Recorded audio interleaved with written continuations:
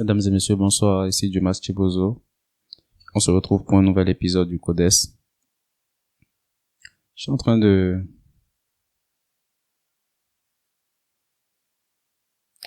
discuter avec un ami à un moment et on parlait un peu par rapport aux histoires d'anniversaire et comme ça. Et bon, c'est pour beaucoup de personnes c'est un truc qui est super truc là quoi. Voilà, ok, il faut fêter ses anniversaires. Mais perso, la façon dont je vois la chose, et bon, je lui en parlais, et ce n'est pas la première fois que je parle de ce genre de truc avec mes potes. Je me rappelle qu'il y a peut-être une dizaine d'années, j'en parlais déjà avec d'autres potes, d'accord. Toujours le même groupe, mais dans un autre contexte, une autre époque. Non. Qu'est-ce que la seule chose que tu as de grandiose à célébrer, c'est ton anniversaire, en tout cas d'un point de vue de anniversaire. Ça ne vaut pas la peine. Ça veut dire que tu n'as rien d'autre à célébrer. Si c'est la seule chose que tu as à célébrer, de mon point de vue, c'est problématique. C'est tout. C'est-à-dire, le cafard aussi, il vit, quoi. Il, nous avons, bien sûr, les conditions sont différentes, mais d'un certain point de vue, pas besoin de, le cafard est vivant. C'est-à-dire, pour être dans ce monde, pas besoin de grandes choses c'est pas la preuve d'une réalisation que d'être vivant. C'est une grâce que d'être vivant. Bien sûr, dans la plupart des contextes super humains, disons, il faut pouvoir soutenir un niveau de vie, etc. C'est une grâce de voir un an en plus, etc. Mais qu'est-ce que tu célèbres? Un an en plus? Ou tu dois célébrer une réalisation? Parce que si tu dois célébrer un an en plus, tu devrais célébrer tous les jours. Parce que un jour en plus est une grâce totalement arbitraire, en fait, que d'établir ça, ok, dans un an. Bon, parce que tout le monde le fait. Donc, du coup, ce n'est même pas parce que tu as vraiment envie de le faire, c'est juste parce que tout le monde célèbre un an plus que tu as envie de célébrer. J'ai tellement pas de problème avec le fait de célébrer un anniversaire. Ben, si tu as d'autres choses que tu réalises et que tu peux célébrer aussi. Ben, si c'est la seule chose que tu célèbres, de mon point de vue, tu peux toujours faire ton anniversaire, mais assieds-toi pose-toi ces questions sérieuses, quoi. Ok. Donc, c'est la seule chose que ça suppose que tu n'as aucun accomplissement en dehors de cela dans ton existence. Et éventuellement t'asseoir, pas pour te taper dessus, mais quand même te dire, ok, il faut que tu commences à réaliser dans des choses qui sont suffisamment grandes pour mériter, en fait, d'être célébrées ou des trucs pour lesquels tu pourrais inviter des personnes qui te sont chères, des personnes qui peuvent se réjouir pour toi. Et tu les appelles pour célébrer. Je pense que ça dépend du milieu dans lequel tu évolues. Il y a certains milieux où, ok, c'est le genre de choses qui va se faire naturellement. Disons que dans certains milieux, tous les jours est jour de fête. Dans certains milieux, les anniversaires qui sont jours de fête. Et dans d'autres milieux, rien n'est jour de fête. Et voilà. Mais je pense idéalement que lorsque vous êtes à une certaine période de votre existence et que vous n'avez que votre anniversaire à célébrer, asseyez-vous et posez-vous les bonnes questions. Asseyez-vous et posez les bonnes questions et faites les choses bien pour avoir plein d'autres choses à célébrer. Et recommandation personnelle, deuxième recommandation, si ce n'est que votre anniversaire que vous avez à célébrer, arrêtez de célébrer votre anniversaire d'abord. Parce que généralement le fait de célébrer cela, ça vous donne l'impression que quelque chose se passe dans votre vie. Et donc, dès que vous célébrez cela, l'euphorie de ça vous donne l'impression, wesh, vous avez fait quelque chose, vous faites quelque chose de votre vie. Et donc, ça ne vous donne plus suffisamment de punch pour vous remettre en question, en fait, la tendance de votre existence et vous poser les bonnes questions. Si vous êtes un enfant et vous êtes une femme, no problème. Célébrez. La vie ne demande que ça. Mais, de mon point de vue, si tu es un homme, tu tu as un impératif. Juste du fait que tu es un homme, ça n'a rien de sexiste ce que je dis, c'est totalement terre à terre. Un homme a un impératif de réalisation, d'accomplissement. On n'a pas les mêmes exigences en tant qu'humain. Et c'est ok, on n'est pas supposé avoir les mêmes exigences. Mais de mon point de vue, si tu es un homme, mon cher, ce à quoi tu penses fêter, tu célèbres quoi? Si tu as quelque chose, si tu as réalisé un nouveau deal, si tu as créé un produit qui marche, si tu changes la vie des gens, appelle-moi, je célèbre avec toi. Ça m'intéresse plus. Bien entendu, mais si tu m'appelles pour ton anniversaire, je viens. Mais bon. Je serais d'autant plus heureux si c'est d'autres choses au fait que tu réalises dans ton existence. Et qui, voilà. Anyway, c'était la parenthèse de l'instant. La question du jour va comme, eh oui, j'étais en train de regarder une vidéo des gars là. C'était par rapport, souvent je discute d'un certain nombre de trucs avec un frère à moi et on parlait de finances et d'investissement, bien entendu. Et là, je lui expliquais en fait comment, enfin, c'est un concept, la façon dont, ouais, ce genre de truc, on dit, oh, tel milliardaire, il a acheté ci, il a acheté ça. Je lui expliquais comment en fait ce n'est pas, ils n'ont pas la liquidité là pour le faire.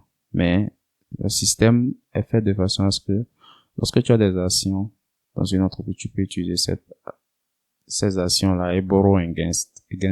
C'est genre, c'est un peu comme si je disais, utiliser ça comme garantie, d'accord, pour lever des fonds, pour faire un prêt à la banque, en fait. Et suivant la valeur de l'action, tu peux, supposons que tu as $100 d'action, d'accord, dans la compagnie X. Et tu penses, quand je dis X, je pense pas à Twitter, mais supposons que c'est Twitter. Ok. Supposons que c'est X Twitter. D'accord. Et je dis n'importe quoi, $100, c'est très peu, c'est 3 fois rien. Supposons 100 millions de dollars d'actions, en termes de valeur d'action. Mais tu n'as pas les 100 millions en liquidité. Si tu les avais en liquidité, si tu les recevais, etc., il y aura les taxes, les histoires comme ça. Mais si tu les as en actions, etc., tu prends tes actions et tu vas faire un prêt à la banque avec. C'est-à-dire, tu prends tes actions, tu les utilises comme collatéral, genre comme garantie, pour lever relativement l'équivalent, en fait. Donc, 100 millions. Si tu veux, tu peux lever 100 millions, mais supposons tu dis, ok, faites-moi un prêt de 50 millions de dollars. Et je donne en garantie mes actions qui valent actuellement 100 millions de dollars. La banque vous ferait volontiers le prêt. Et si éventuellement, pour une raison ou pour une autre, il y a une nouvelle performance croc, améliorée, etc., la plateforme est améliorée, etc. La valeur de l'action augmente, donc la valeur de toutes les actions que vous avez augmenté passe peut-être à 200 millions. Tu peux toujours encore aller à la banque, tu dis, ah, ok, mes actions valaient 100 millions, j'ai fait un prêt de 50 millions. Maintenant, elles valent 200 millions. Est-ce que vous voulez bien faire un prêt d'un autre 50 millions, s'il vous plaît, des dollars? Et éventuellement, voilà comment est-ce que, à une certaine position dans le monde, au fait, tu joues le jeu de l'argent. Tu n'as pas besoin d'en avoir. Tu peux utiliser les trucs autour de toi. Il y a un monsieur, un peintre qui utilise, au fait, ses œuvres, sa peinture, au fait, comme garantie pour lever des fonds à la banque. Et donc, j'en parlais à mon frère, il me demandait si c'était possible enfin, dans nos environnements-ci, c'est-à-dire Afrique francophone, etc. Ma réponse était simple. Aucune idée. Aucune idée. Je ne sais pas exactement comment, enfin, c'est pas la même flexibilité. Et puis, quand il m'a dit le truc, pour avoir fait le truc là, traîner un peu du côté de la bourse chez nous. Le marché n'est pas volatile, le marché ne fluctue pas du tout chez nous, le marché est plutôt stable. Donc ça pourrait être intéressant. Maintenant, la question est de savoir est-ce que nos banques évoluent dans ce genre de politique. C'est quelque chose que je n'ai jamais essayé personnellement. Je ne sais pas s'il y en a qui le font. En fait, je n'ai jamais cherché à savoir. Donc la question était bienvenue, disons, de son point de vue. Je vais éventuellement me renseigner sur la question et voir ce qu'il en est dans nos milieux. C'était par rapport à nos régulations aussi, etc. Bien. Pour répondre à la question du jour, enfin, la question du jour qui est: pourquoi la plupart des humains refusent-ils d'accepter le fait qu'ils ne peuvent pas vivre éternellement? Ils se battent pour savoir comment ils ont commencé. Pourquoi ne reconnaissent-ils pas que tout ce qui commence a une fin?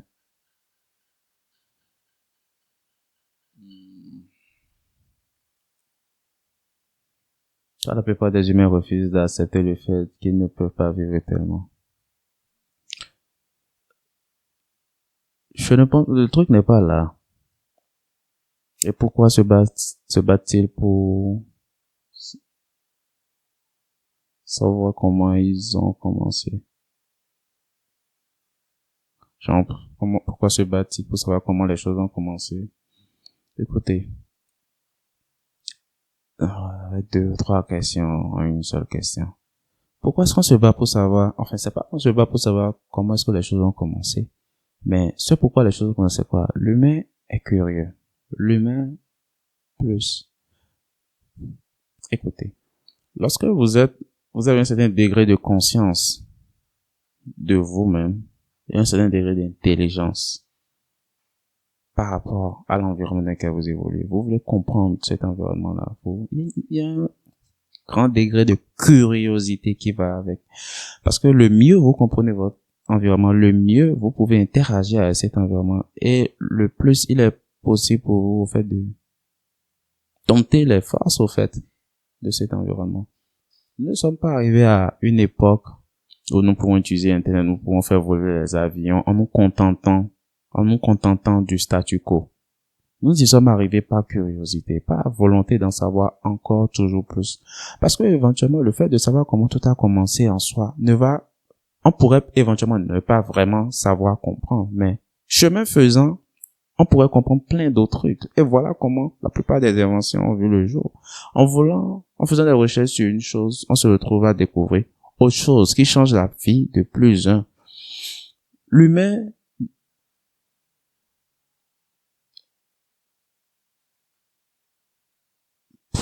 je fais une pause parce que je veux pas parler de l'humain lambda. Je parle de l'humain qui a un grand degré de conscience de lui-même, de l'environnement, un certain degré élevé, intellectuel, est dans cette quête-là perpétuelle, au fait, d'amélioration, de compréhension. Parce que fondamentalement, vous voyez ce truc-là, on dit là, qui je suis, cette question que j'espère que tout le monde s'est posé au moins une fois dans sa vie. La majorité des gens se l'ont posé. Certaines personnes juste une fois, et il y a tellement longtemps qu'elles ont oublié qu'elles se l'ont posé. Certaines personnes continuent de se le poser. Certaines personnes sont vraiment dans cette quête sérieusement, etc. Et éventuellement, ce n'est juste que des variations de cette question que sont les questions que nous posons par rapport au tour du monde. Parce que nous essayons de nous comprendre, nous essayons de comprendre. C'est un questionnement qui est totalement légitime. Parce que c'est une recette à ne pas juste traverser le monde, genre comme un figurant, en fait. Parce que tu dois c'est difficile, en fait, de concevoir un monde où tu ne te poses pas des questions sur, le pourquoi, en fait, des choses. Et éventuellement, la mère de tous les pourquoi, c'est les gens, tu retournes à l'origine, tu essaies de savoir qu'est-ce qui a été à la base de tout cela, pourquoi est-ce que c'est comme ceci, pourquoi est-ce que comme cela, etc. Donc, de mon point de vue, c'est totalement légitime. Ce n'est pas se battre contre, c'est essayer juste de comprendre, c'est être conscient, en fait, que, voilà le temps qui nous est imparti, voilà ce que nous savons exactement du monde dans lequel nous sommes, mais comment est-ce que tout cela a commencé? Pourquoi est-ce que tout cela a commencé, etc. Et chemin faisant, on se rend compte d'un certain nombre de trucs, ça permet de mieux comprendre pourquoi. Parce que les choses sont comme elles sont maintenant et ne juste pas faire les choses comme on nous a toujours montré enfin, comme on nous a toujours incliné à les faire. Mais comprendre, ok, pourquoi est-ce que, d'un point de vue sociologique, nous avons telle tendance, d'un point de vue technologique, nous sommes à tel niveau, etc. Qu'est-ce qui avait marché, qu'est-ce qui n'avait pas marché à cette époque, etc. C'est de comprendre nos origines, dans une certaine mesure, d'accord, du possible. Et il y a absolument, bon, pas que la question disait qu'il y a quelque chose de mal à cela, mais la question disait que genre, on se bat pour savoir comment les choses ont commencé. Ce n'est pas une bataille, il n'y a pas de lutte en soi, mais c'est une quête. Et il y en a pour tous les goûts sur cette planète. Il y a certaines personnes qui sont juste passionnées par cela, et c'est ok d'être passionné par cela. Celui que j'adore écouter, et souvent regarder, en rapport avec ce truc, c'est Neil Tyson deGrasse. C'est un monsieur qui en sait, il en sait beaucoup sur beaucoup de choses. Et c'est toujours passionnant de l'écouter. C'est le genre de scientifique que ton enfant de 5 ans écouterait, comprendrait, adorerait écouter et voudrait encore écouter. N'est pas zone de grâce. Si vous ne l'avez jamais écouté, je vous recommande d'écouter, en fait, ces trucs. C'est juste fantastique de l'écouter. Prenez n'importe quel sujet, il vous expliquera pourquoi si, pourquoi ça. Dans un langage des plus accessibles et des plus, vous sentez juste de la passion quand il explique. Il a certaines expressions de mais, et à un moment donné, il fait la bouche comme ça. Mais, bon, je suis juste en train de, voilà, mais c'est un monsieur super passionnant. Bref, façon sérieux un peu. Et j'ai beaucoup d'admiration et de respect pour lui. Je pense que toute personne, c'est mon avis, hein, lorsque tu es curieux, lorsque tu aimes la science, lorsque tu aimes comprendre le monde autour de toi, tu aimes l'histoire. Parce que l'histoire, d'une certaine façon, raconte la science, raconte l'homme, raconte la science, raconte la technologie, raconte tout ça, mais à travers le temps. Et je pense que les deux peuvent sembler, la science et la littérature d'un point de vue de l'histoire peuvent sembler déconnectés, mais pour moi c'est littéralement pareil. Les deux sont intimement. Je suis à un niveau où je vois les deux totalement intriqués, intimement liés en fait. D'accord, la science et l'histoire. Et donc toute personne qui écoutez juste Tyson deGrasse, vous allez juste adorer. Peu importe le sujet, parce que qui le connaît le connaît. Prenez n'importe quel sujet et il a toujours quelque chose à dire. Et il va te raconter le comment du pourquoi. Et moi, j'adore ce genre de truc. J'adore ce genre de personnes, d'accord, qui en savent. Moi, ça me passionne d'écouter ce genre de personnes. Un peu comme vous voyez ce genre de truc on racontait genre,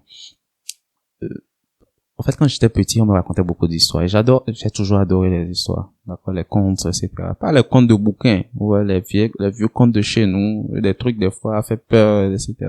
J'ai toujours adoré ça.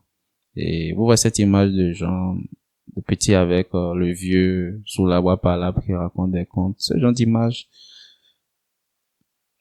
Je pense que c'est assez intéressant comme concept et comme contexte, au fait, pour apprendre à comprendre, à se comprendre et à comprendre le monde autour de soi. Et c'est ce même genre de truc, au fait, qui a permis, n'est-ce pas,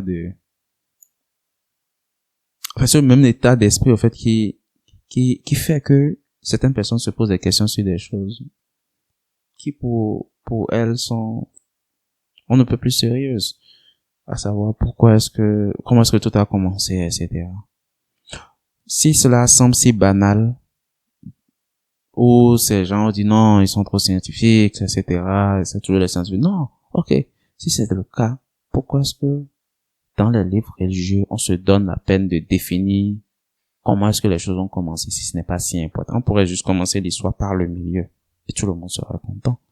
Mais le début, enfin, tout au moins pour quelques livres religieux, je ne connais pas tous les livres religieux, mais pour certains livres religieux, mais on commence toujours par te dire comment tout a commencé. Et on veut me dire maintenant que ce n'est pas important de savoir comment tout a commencé. Si ce n'est pas important, pourquoi est-ce que cela importe suffisamment pour que les livres religieux commencent par ça? Il y a une prémisse à toute chose. Et comprendre cette prémisse-là, c'est comprendre, en fait, pourquoi. Après, il y a que justement, quel soit le contexte religieux, en fait, tout part de comment tout a commencé, forcément. C'est-à-dire, quand tu comprends le contexte, ok, c'est de là que c'est parti. Et c'est ce principe premier-là qui a dicté, ok, n'aurait-ce pas, il n'y aurait pas eu un Dieu qui aurait créé, etc.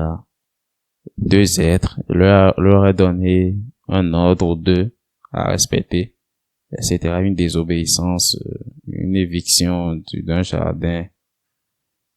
Qu'on serait pas en train de justifier de certaines choses aujourd'hui. D'accord? On serait juste pas en train de justifier certaines choses parce que le reste de l'histoire s'est construit sur cette prémisse-là. Prophètes, sauveurs, peu importe comment vous décidez de les appeler. Tout s'est construit sur la prémisse que, ok, ce Dieu, il a créé ces êtres et voilà. On change de dynamique et on dit par exemple que, au fait, ce n'était pas ce Dieu qui a créé, etc.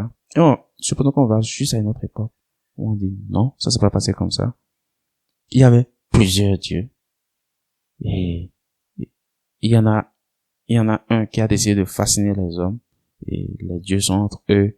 Il y en a un qui a décidé d'être le Dieu suprême de tous les dieux, etc. De foutre la foudre à qui ne parle pas sa langue, etc. Puis, l'association des dieux, ils décident de cacher le feu, afin de ne pas laisser les hommes avoir le feu. Et puis, il y a celui-là qui se lève, qui vole le feu, qui amène le feu aux humains. Et ensuite, il est puni par les autres dieux pour avoir amené le feu aux humains. Et ce n'est pas la même dynamique d'histoire, mais c'est quand même le début d'une histoire, en fait, pour l'humanité. Qui commence avec quelque chose de plus grand et de plus noble que nous. De plus grand et de plus noble que nous. Donc, ce besoin, cette curiosité ou cette nécessité de chercher à comprendre comment est-ce que les choses ont commencé, c'est totalement humain. Et c'est totalement normal de mon point de vue. Là, ça, c'est la question du milieu. La question a commencé dans pourquoi est-ce que la plupart des humains refusent-ils d'accepter le fait qu'ils ne peuvent pas vivre éternellement? En réalité, ce n'est pas que je parle pour moi. Mais je parle toujours quand même en compréhension, en fait, du point de vue de ce qu'on est en train d'indexer. Ce n'est pas que l'humain ne refuse d'accepter le fait qu'il ne peut pas vivre éternellement. Mais il refuse d'accepter le statu quo qui veut que son temps d'existence soit réduit à celui actuel. Point. C'est-à-dire, ok, éventuellement on vivrait pas éternellement. Peut-être ça arrivera un jour, mais éventuellement pas actuellement. Mais au moins, on refuse le statu quo. C'est possible de vivre plus longtemps. La preuve, c'est que l'histoire de l'humanité a prouvé que nous vivons relativement plus longtemps que les gens d'il y a quelques siècles. C'est-à-dire que la moyenne l'espérance de vie moyenne était beaucoup plus basse. C'est-à-dire aujourd'hui, l'espérance de vie moyenne attendue dans l'esprit des gens, ça va tenir entre la soixantaine et la quatre-vingtaine. Je ne sais pas exactement c'est combien, mais je sais que c'est dans cette tranche-là. Mais il y a quelques siècles à certains endroits, en fait, de la planète, enfin, de façon générale sur la planète, mais il y a quelques siècles, c'était juste inconcevable. Parce que c'est comme si tu disais, c'est l'équivalent de dire à quelqu'un aujourd'hui que, ben, ok, 300 ans. Il voit ça comme genre,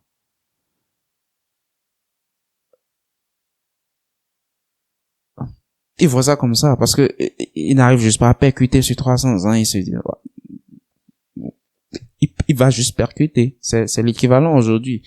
Si tu disais à des gens à une certaine époque, OK, 80 ans, leur cerveau bloque, ça disjoncte, ça ne percute pas. Ça débloque, ça bloque, ça débloque, ça bloque, ça débloque. Donc, la preuve du fait que l'on peut vivre plus longtemps que 70, 80, 90 est le fait qu'on vivait moins longtemps que cela. J'ai l'impression de parler comme Tyson. DeGrasse, pas Mike Tyson. Tyson DeGrasse. Mais non, c'est pas le cas. C'est juste le processus de réflexion qui me donne cette impression-là. Donc, l'idée est simple. Les hommes d'aujourd'hui, pas tous les hommes, il y a certains, et il y a beaucoup qui investissent lourdement dans ça. Il y a Peter Thiel que je connais, qui investit lourdement dans, il me semble Larry Ellison aussi, le gars de Oracle, et qui investit en fait dans ce truc-là. Il y a le monsieur là,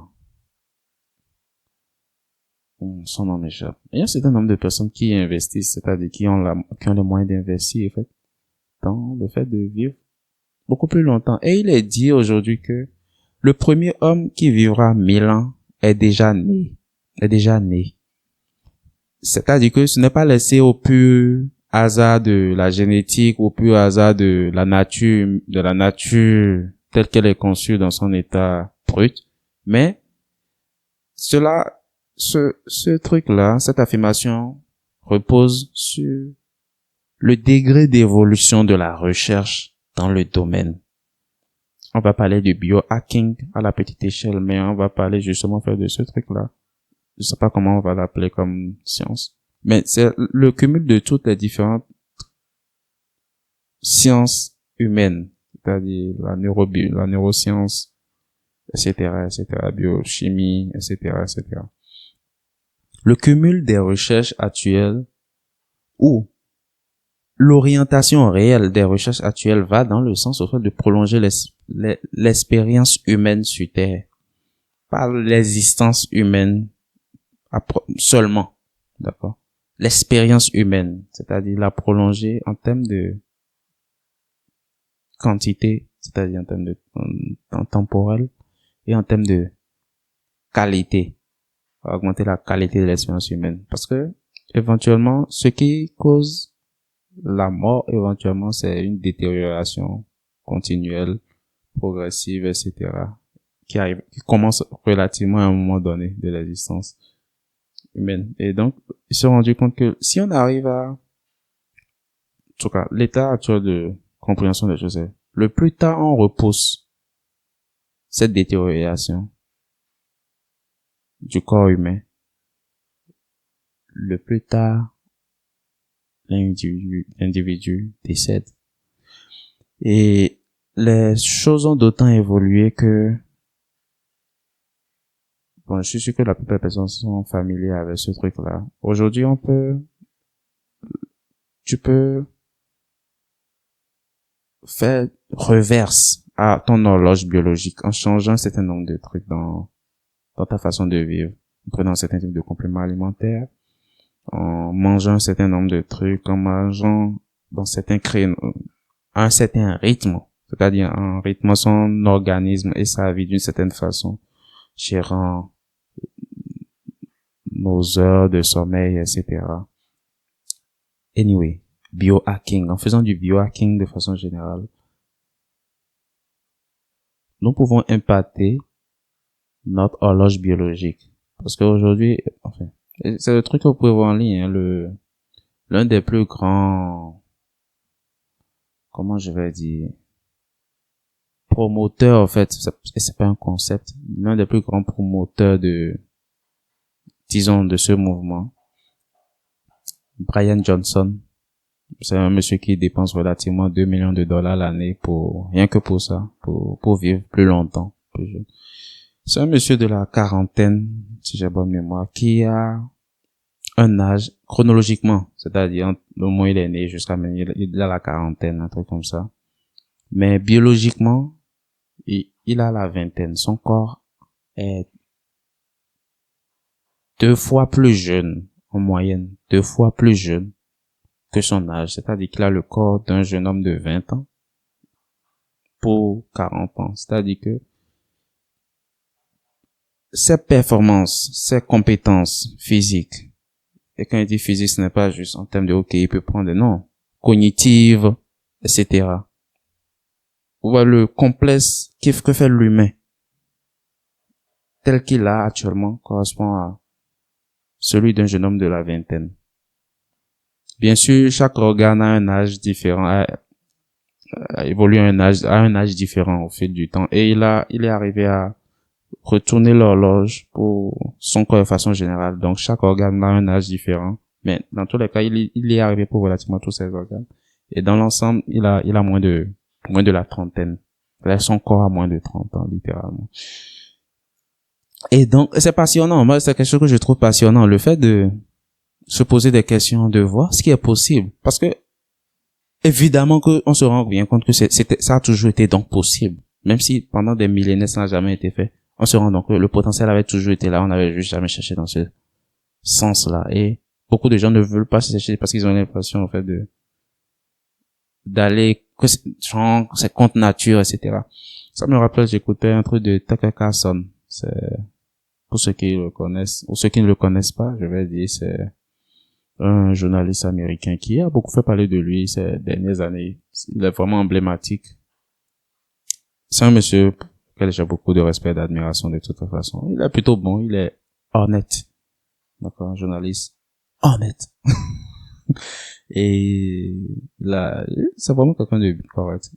Et un jour, il parlait par rapport, enfin, l'apostrophé, en fait, ce concept. Et pour lui, c'est un peu comme si on rentrait un peu dans le domaine de Dieu, quoi. Donc, c'était un peu comme une sorte de, je vais pas dire sacrilège, mais c'est comme si on mordait le fruit défendu que d'aller chercher à vivre plus longtemps, aller chercher du point de vue de la génétique, de l'épigénétique pour allonger l'espérance humaine, vivre éternellement. Donc, je ne partage pas ce point de vue. Moi, je trouve ça, c'est juste de la curiosité bien placée. Le potentiel est là, c'est un peu comme si on dit, écoutez, il y a 5000 ans, les matériaux qui servent à produire nos téléphones portables étaient déjà sur Terre. Tous les matériaux existaient. Pour le plastique, c'est le pétrole. Il y avait le pétrole sur Terre. Il y a certains matériaux qu'on retrouve dans le sol, enfin, quoi, pour faire les puces, etc. Le métal qu'il faut utiliser, ça, c'est pas le truc que les gens vont chercher au Congo. Je ne sais plus c'est quoi le nom du truc là, qui est dans tout le portable. J'ai oublié. Bref, tous les matériaux ont toujours été là. Mais on n'a jamais eu la curiosité ni l'envie au fait d'aller dans le sens en termes de technologie il y a 5000 ans. Mais aujourd'hui, c'est tout naturel pour nous d'avoir un portable en main, etc. etc., etc. Donc le potentiel a toujours été, mais il y a jamais, où est-ce que c'est où la règle où c'est écrit à ne pas faire? Nulle part, en fait. Au fait, on se dit que à ne pas faire parce que genre, on touche justement au corps humain, à la nature humaine. Non. Nous faisons partie de cette même nature dont nous abusons à chaque instant. Par manque d'autres verbes, au fait que j'ai utilisé le verbe abuser. Ce n'est pas un abus, mais que nous transformons, que nous utilisons, que nous manipulons, etc. à notre avantage. Et l'idée, ce n'est pas dans un sens destructif. Si ce n'est que pour détruire, on ne se donnerait pas cette peine. Nous avons bien fait la guerre pour détruire. Mais non, la recherche scientifique permet d'aller dans le sens, on travaille dans le sens de l'évolution, de l'humanité. Donner une orientation à l'évolution de l'humanité. Et lorsque l'humain vit plus longtemps, il peut réaliser éventuellement plus de choses. Parce que lorsqu'il vivait moins longtemps, il réalisait des choses. Maintenant qu'il vit un peu plus longtemps qu'avant, il réalise des choses totalement différentes. Le potentiel est totalement différent. Donc, lorsqu'on vivrait encore plus longtemps, le monde ne serait pas le même. Si vous imaginez le monde, nous vivant plus longtemps avec les mêmes choses, ça ne va juste pas coller. C'est toute une autre dynamique qui va se créer. Parce que voilà comment le monde marche de toutes les façons. Et c'est OK. C'est OK. Donc, ce n'est pas que l'on refuse, bon, bien sûr, évidemment, tu verras dans le lot des gens qui refusent d'accepter le fait qu'ils ne vont pas vivre éternellement. C'est pas tellement ça, c'est plus, bon, certaines personnes, effectivement, vont refuser de vouloir mourir. Ou, en réalité, pas de refuser de vouloir mourir, mais refuser de vouloir mourir tôt. Ou refuser de vouloir mourir tant que ce n'est pas suivant leur propre accord. Pourquoi est-ce que l'on accepterait mourir de façon totalement arbitraire? C'est comme si je me levais, je me dis, ok, bon, le voyage se termine à l'instant. Pourquoi est-ce que vous devriez être d'accord? Si vous n'êtes pas d'accord pour là, pourquoi est-ce que vous devrez accepter être d'accord si on vous disait à 80 ans? Suivant quel critère? Ah, parce que la majorité des gens meurent à cet âge-là. Donc, en réalité, non, ce n'est quand même pas votre choix. C'est parce que la majorité, ça semble naturel. Et si je vous disais que c'est pas naturel de mourir à 80 ans, que ce qui serait naturel de mourir bien longtemps, ok, il y a ce truc-là que l'on dit souvent, que avant les gens vivaient bien longtemps.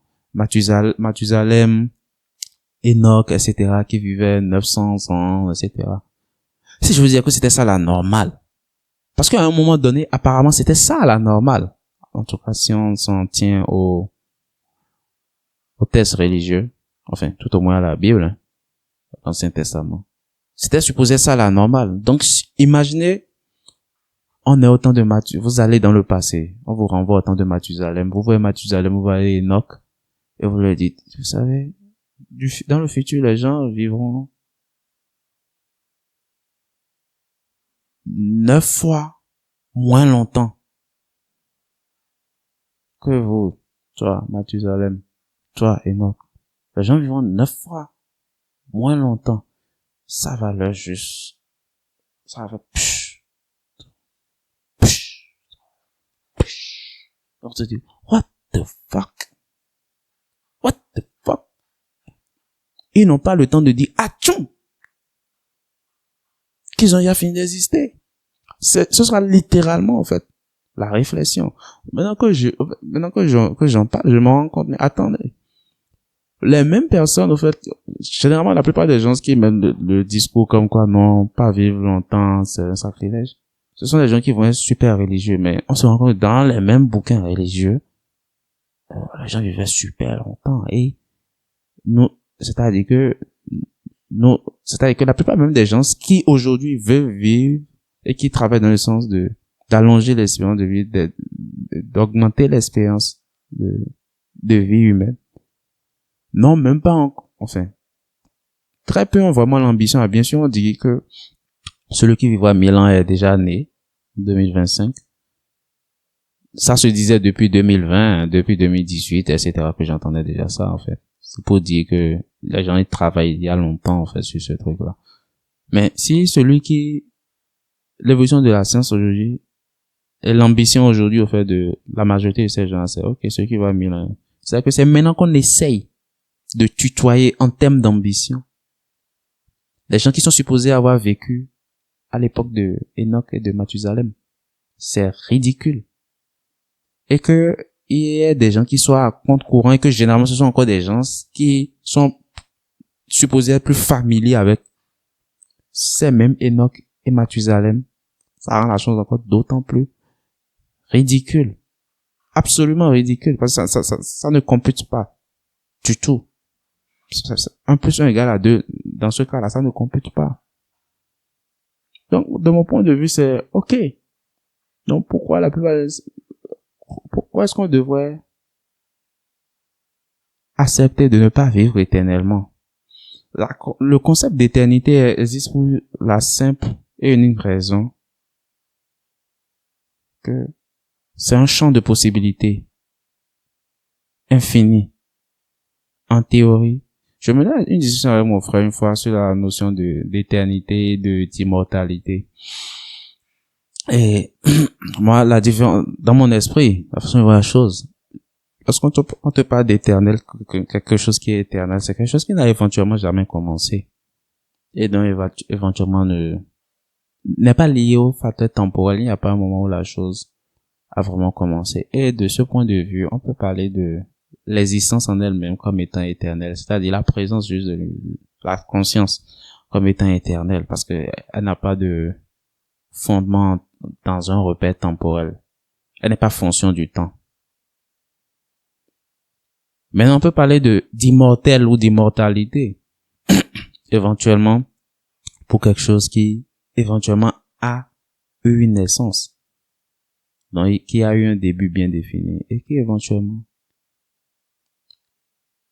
a brisé le statu quo, a décidé que non, ok, il y avait un début, mais il n'est pas obligé au fait de répondre à cette loi-là, d'établir une fin. Mais on peut changer de paradigme et se calquer éventuellement sur un paradigme supérieur qui nous permet en fait d'utiliser le principe un peu d'éternité, d'accord, pour rallonger le temps d'existence. Parce que quelqu'un qui est immortel, c'est juste quelqu'un qui n'est pas encore mort, point. Il n'est juste pas encore mort. Tant que je suis là, je suis immortel. Je suis immortel. Est-ce que c'est à partir de quoi 150 ans qu'on définit que celui-là est immortel? Lorsque tu as vécu depuis l'an 500 jusqu'à maintenant, on dirait de toi que à partir de quelle année on définit que tu es immortel? Lorsque tu as vu 2 générations, 3 générations, 4 générations, 5 générations, ça suppose que Mathusalem aurait été défini comme étant une immortelle. Bon, il a fini par partir. Mais est-ce qu'on le définirait comme étant, à partir de quel âge on définit quelqu'un immortel? Un immortel, c'est quelqu'un qui n'est juste pas encore mort, de mon point de vue. Et bien entendu, si on peut dire que c'est un point de vue philosophique, je ne dirais pas non, mais dans le même temps, si je veux être plus truc là, écoutez, le plus longtemps je vis, le mieux cela vaut. Il y a tellement de choses à faire. Et je pense que peut-être des fois, si on peut associer, enfin, personnellement, écoutez, le temps a une grâce. C'est notre meilleur allié, quand même, ça peut être un ennemi terrible. Dans le sens où, voilà,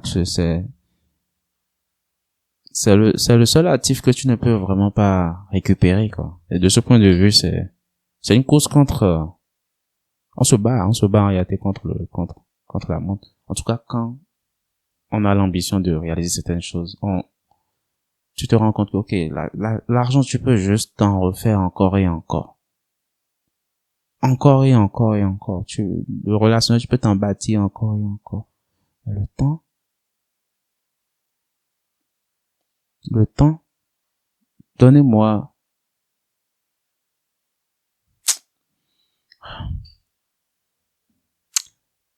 par rapport, de mon point de vue, le temps est la chose que l'humain n'a pas encore réellement conquis.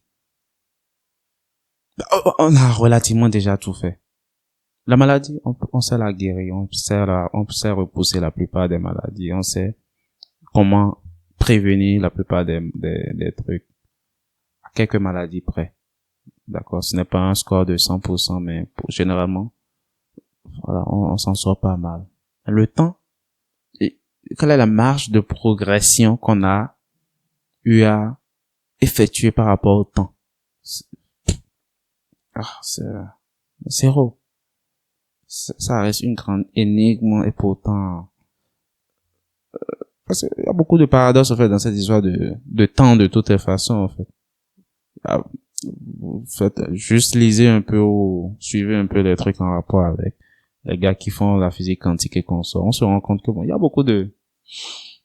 beaucoup à comprendre et il y a de quoi s'arracher les cheveux aussi dans le même temps en fait. En ce qui concerne le temps. Ça peut constituer une obsession pour certaines personnes. Parce que, en fait, éventuellement, c'est le seul truc que, pour le moment, nous donnons.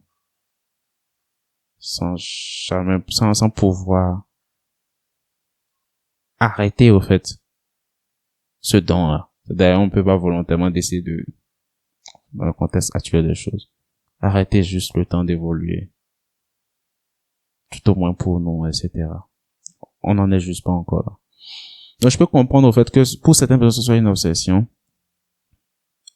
Purement cette obsession-là, donc, dépourvu au fait de toute peur, par exemple, de mourir ou de toute envie de vivre éternellement, même si, au fait, la fin va être la même. D'accord? Donc, éventuellement, je pense que c'est totalement louable, hein, de, de vouloir vivre encore plus longtemps, de vouloir non, c'est pas proroger, c'est prolonger l'existence humaine. L'existence humaine. C'est tant mieux, c'est louable, c'est, les mêmes qui s'en plaignent vont être les premiers à s'en réjouir. Curieux, il y avait une amie à moi, c'est une pédiatre. Une fois, on discutait, et elle me disait, oh, que la soixantaine, ça lui suffit. Que après ça, qu'est-ce qu'elle va faire dans... Je me suis dit, what the fuck? What the fuck? C'est quoi ça? Genre, ok, je mets de côté le fait que, ok, éventuellement un individu peut décéder à cet âge-là. Non, je vais pas parler de ça. Je t'ai dit, ok, en termes de volonté personnelle, soixantaine. Tu fais, what?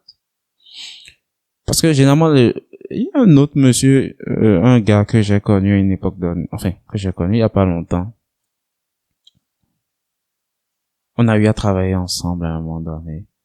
Et le gars, c'est un délire particulier. Lui, son truc, c'est qu'il veut mourir dans la même tranche d'âge, 60, pas trop 70, etc. Pourquoi? Il veut mourir beau. Parce que, ok, genre, dans son cercueil, il veut être beau, présentable. Parce que, oui, éventuellement, avec le style de vie actuel, plus le temps passe, plus les gens vieillissent, plus le visage n'est pas agréable, etc. Et donc, moins beau. Il tient tellement à être beau, qu'il tient à mourir beau. Et pour mourir beau, il faut qu'il meure suffisamment jeune pour rester, c'est-à-dire suffisamment jeune pour être toujours beau au moment où il meurt. Il y a de tout sur cette planète, c'est hallucinant. Et c'est ok. Ça, c'est son choix. C'est juste pas le choix pas mon choix du tout. Non. D'accord. Et c'est pas le choix de ceux qui veulent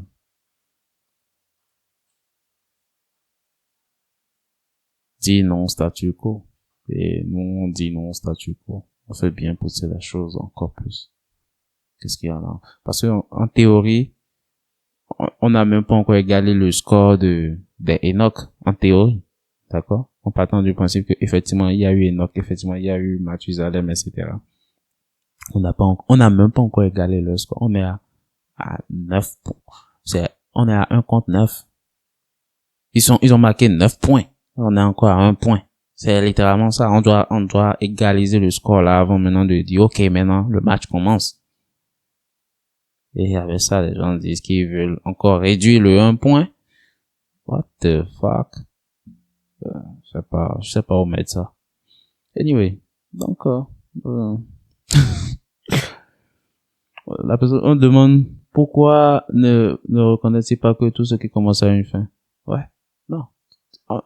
Tout le monde sait que tout ce qui commence éventuellement a une fin. Mais qui définit c'est quand la fin? C'est ça la vraie question. Qui définit cela? Et si c'est défini la fin, suivant quels critères? Y a-t-il un moyen de repousser cette fin-là? Pas de dire que, ok, forcément, il n'y aura pas de fin, mais éventuellement, de repousser cette éventuelle fin. Vous essayez de voir un film que vous trouvez super intéressant, vous n'avez juste pas envie qu'il, vous savez qu'il va finir éventuellement, vous n'avez juste pas, c'est tellement beau que vous n'avez juste pas envie qu'il finisse, déjà. Vous vivez une vie fantastique. Vous voulez continuer de vivre cette vie fantastique encore et encore, sauf si vous n'avez rien d'extraordinaire à rajouter. Sauf si votre vie n'a rien de palpitant, hein. Sauf si vous n'avez encore vous avez zéro ambition, enfin, vous n'avez pas d'ambition particulière, au fait.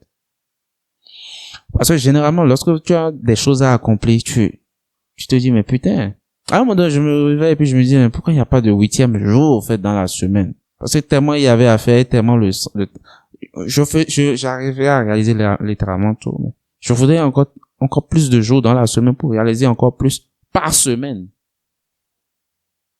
Quelqu'un comme moi, on veut des années en pleine santé, en pleine forme, en pleine capacité en pleine possession de nos capacités cognitives, physiques, etc. toujours pouvoir être performant et pouvoir réaliser des choses. On en veut encore toujours plus. Et éventuellement, on veut repousser au loin une fin éventuelle. Éventuellement, elle viendra, mais on veut bien la repousser aussi longtemps et aussi loin que nous voulons. Et c'est ok. Et c'est ok. D'accord. Donc, c'est un peu ça de mon point de vue.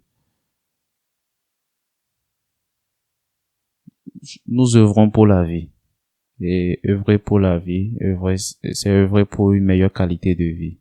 Et aussi, œuvrer pour plus de temps avec les nôtres, plus de temps à conquérir le monde, à réaliser de grandes choses, à honorer l'existence.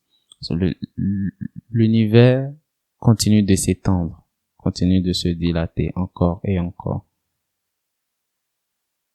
Nous continuons d'évoluer. Chaque espèce sur Terre évolue encore et encore. Le potentiel d'évolution est illimité. Ainsi va aussi la perception du monde du monde par l'homme. Notre capacité de percevoir les choses, de changer les choses n'a absolument aucune limite. Notre capacité à interagir avec le monde n'est limitée par personne, sauf si nous décidons de mettre nous des limites. Notre capacité donc à nous changer n'a pas de limite. Notre capacité à nous améliorer n'a pas de limite. À guérir, à créer est totalement illimitée. Notre capacité à améliorer notre qualité d'existence et à allonger notre existence, notre temps d'existence n'a pas de limite. Et il n'y a aucun jugement, il n'y a aucune culpabilité à avoir, il y a aucun justificatif à donner. Parce que notre existence est nôtre. Évidemment, comme on le dit, l'heure de Dieu, c'est l'heure de Dieu. Mais l'heure de Dieu, c'est notre heure. C'est notre heure. Parce que nous vivons en harmonie avec justement ce que Dieu a permis. Potentiel illimité. Et ce que nous faisons est l'œuvre de Dieu. Dieu, il a donné ce potentiel de vivre aussi longtemps, de pouvoir explorer en fait, ses capacités de vivre aussi longtemps. C'est d'ailleurs pour cela que beaucoup de choses sont possibles de ce point de vue. Un système qui n'a pas prévu cela, ou du moins un système qui ne voudrait pas cela, ne prévoirait pas cela dans le processus. Même pas la possibilité d'y penser. Mais non seulement la possibilité d'y penser existe, la possibilité de rechercher existe, mais la possibilité de le réaliser existe. Ne venez pas me faire croire que le Tout-Puissant n'avait pas prévu depuis le début. Sur ce, je vous dis bonsoir.